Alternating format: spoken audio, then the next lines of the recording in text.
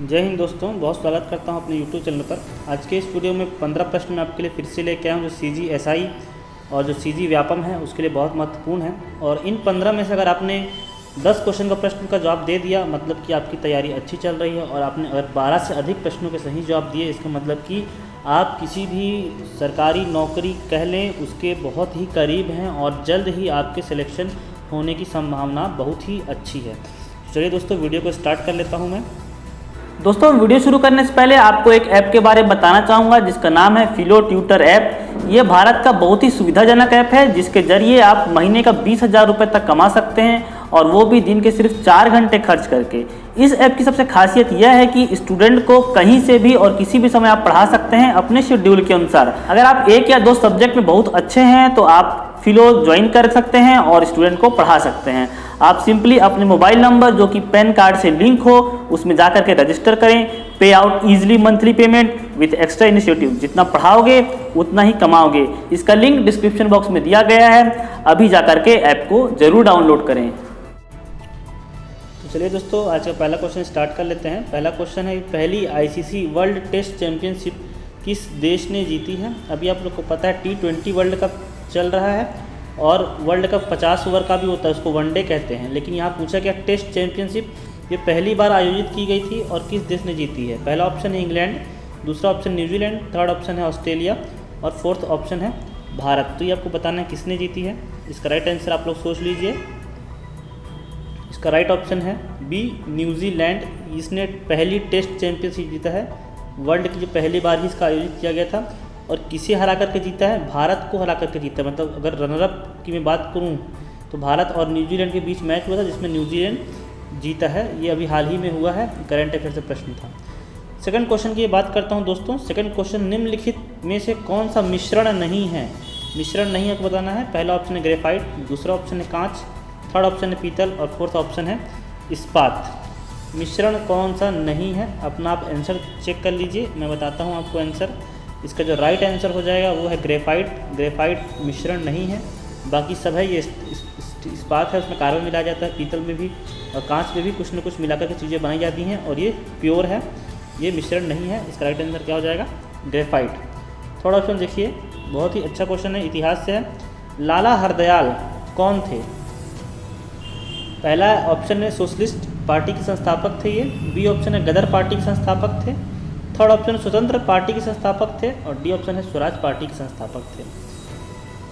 लाला हरदयाल कौन थे? आप लोग अपना आंसर गैस कर लीजिए, बताता हूँ मैं। इसका राइट आंसर थर्ड क्वेश्चन है, इसका राइट आंसर हो जाएगा बी, गदर पार्टी के संस्थापक थे। लाला हरदयाल गदर पार्टी के संस्थापक थे।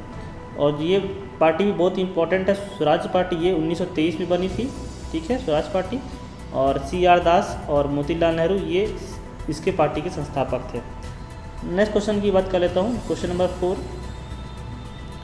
युगादि नववर्ष पर्व है।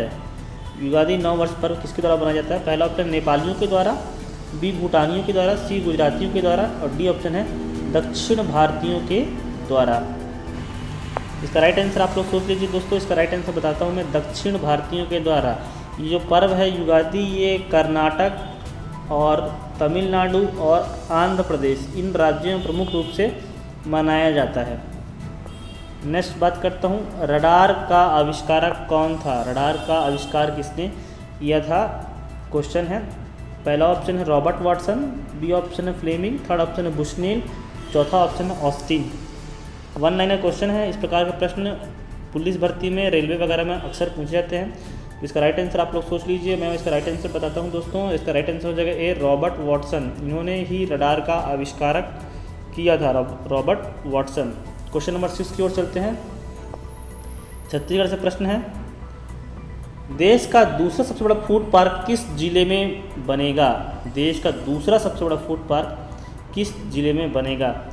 पहला ऑप्शन है रायपुर जिला, दूसरा बेमेतरा जिला, थर्ड है कवर्धा जिला और फोर्थ है बस्तर जिला। तो अभी खबर आई थी हाल ही में कि जो देश का दूसरा सबसे बड़ा फूड पार्क है वो बस्तर जिले में स्थापित किया जाएगा। बस्तर जिला क्या हो जाएगा इसका राइट आंसर। नेक्स्ट देखिए, क्वेश्चन नंबर 7 है, छत्तीसगढ़ उपन्यास चंदा अमृत बरसाइश के लेखक कौन हैं? पहला है शिवशंकर शुक्ल, बी ऑप्शन है बंशीधर पांडे, सी ऑप्शन है कृष्ण कुमार शर्मा और डी ऑप्शन है लखन लाल गुप्त। उपन्यास का क्या नाम है? उपन्यास का नाम है चंदा अमृत बरसाइस। इसके लेखक कौन है? इसका राइट आंसर होने वाला है, आप लोग गेस कर लीजिए, इसका राइट आंसर है डी, लखन लाल गुप्त के द्वारा ये उपन्यास लिखा गया है चंदा अमृत बरसाइस। बहुत ही फेमस प्रश्न है और काफ़ी बार एग्जाम में पूछा जा चुका है दोस्तों ये। नेक्स्ट क्वेश्चन जो हमारा क्वेश्चन नंबर 8 है उसकी तरफ चलते हैं। निम्नलिखित में से कौन सा या कौन से भारतीय शास्त्रीय नृत्य हैं? शास्त्रीय नृत्य हैं। पहला ऑप्शन है भारतनाट्यम, दूसरा है कुचिपुड़ी, तीसरा है कथक।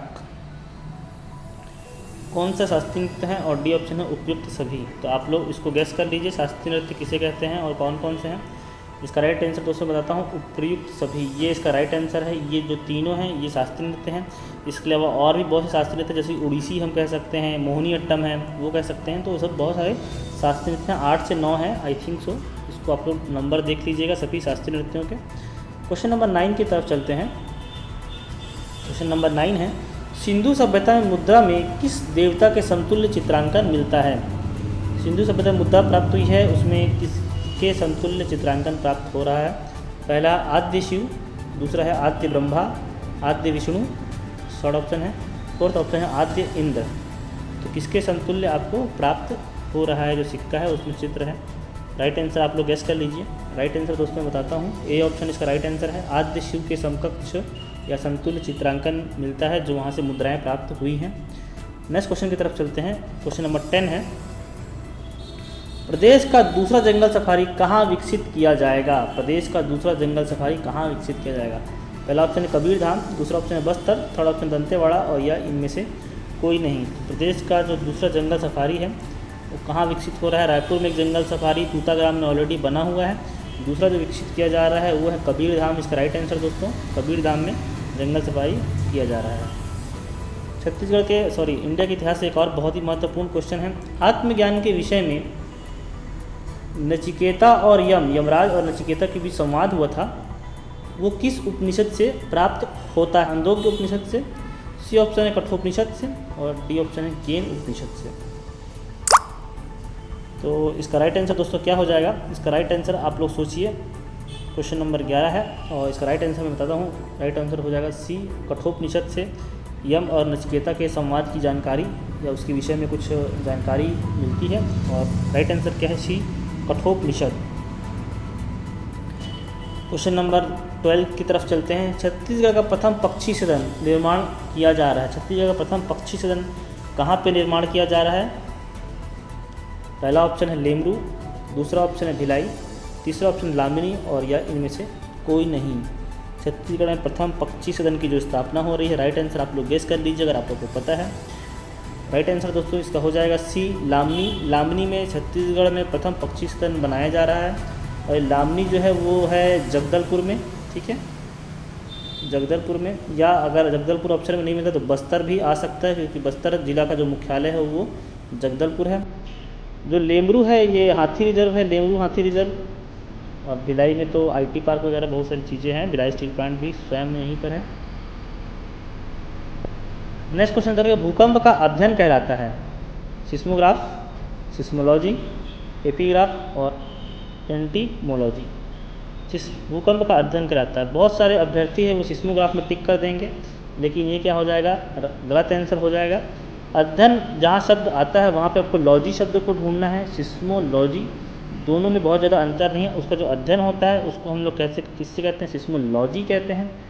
और जब भूकंप आता है उस समय जो ग्राफ बनता है पेपर में, उस ग्राफ को हम लोग सिस्मोग्राफ कहते हैं। उस ग्राफ से मालूम चलता है कि कितना तीव्रता का भूकंप आया था। तो इसका राइट आंसर क्या हो जाएगा दोस्तों? इसका राइट आंसर अध्ययन आया है तो सिस्मोलॉजी हो जाएगा। क्वेश्चन नंबर 14 की बात करते हैं। बहुत ही इंपॉर्टेंट क्वेश्चन है, ये भी 2-3 बार आ चुका है। कांकेर के सोमवंश के संस्थापक कौन थे?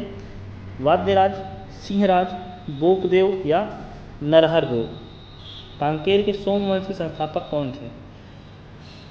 इसका राइट आंसर आप लोग गेस करिए दोस्तों। इसका राइट आंसर मैं बताता हूँ 14 का। इसका राइट आंसर क्या हो जाएगा? कांकेर के सोमवंश के संस्थापक सिंहराज थे और ये ही इसका राइट आंसर है। नेक्स्ट क्वेश्चन की बात करें दोस्तों 15वां, भारत की राष्ट्रीय आय में सर्वाधिक योगदान किसका है? पहला है कृषि क्षेत्र, दूसरा है विनिर्माण, तीसरा है व्यापार क्षेत्र का और चौथा है बैंकिंग क्षेत्र का। तो इसका राइट आंसर क्या हो जाएगा, आप लोग गेस करिए। इसका राइट आंसर दोस्तों हो जाएगा विनिर्माण क्षेत्र का, विनिर्माण क्षेत्र का। दोस्तों यहाँ पे एक बात आप लोग ध्यान दीजिए, कृषि क्षेत्र है, कृषि क्षेत्र के अलावा जो खनन उत्खनन वो प्राथमिक क्षेत्र में आते हैं।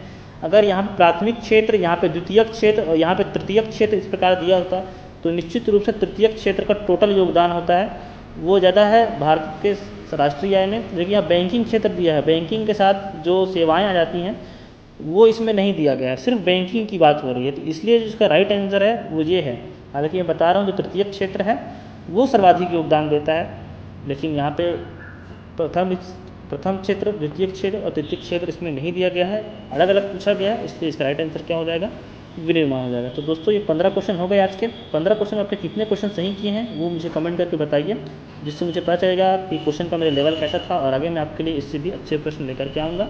ये PDF आपको चाहिए होगा तो हमारे टेलीग्राम चैनल में जुड़ सकते हैं, जिसका जो डिस्क्रिप्शन बॉक्स में उसका लिंक दिया गया है, वहाँ से आप जुड़िए, इसको प्राप्त करिए और आप लोग चाहें तो इसको नोट भी कर सकते हैं। मिलता हूँ आपसे अगले वीडियो में, तब तक के धन्यवाद, जय हिंद।